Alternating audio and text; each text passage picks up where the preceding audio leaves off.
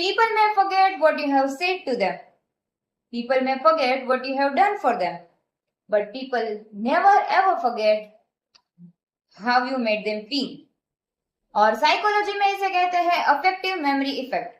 इसका मतलब है कि आपके पास्ट एक्सपीरियंसेस आपके मन में एक फिल्टर की तरह काम करते हैं।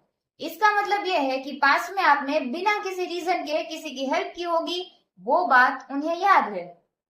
और कभी आपने किसी की बात को इग्नोर किया होगा तो वो बात भी उन्हें याद है। और अभी आप कितना भी बदल जाओ, उनका दिमाग पहले वो ही पुरानी एक्सपीरियंस स्क्रीन पर चला देता है, automatically, unconsciously, but every time. इसीलिए आपने लोगों को यह कहते भी सुना होगा कि वो भी बदल गया है। वो लोग भी गलत नहीं है, क्योंकि वो लोग अब भी आपको उनके पास्ट एक्सपीरियंसेस वाले फिल्टर से ही देख रहे हैं। आपकी पुरानी फीलिंग्स उनकी परमानेंट मेमोरी बन चुकी है।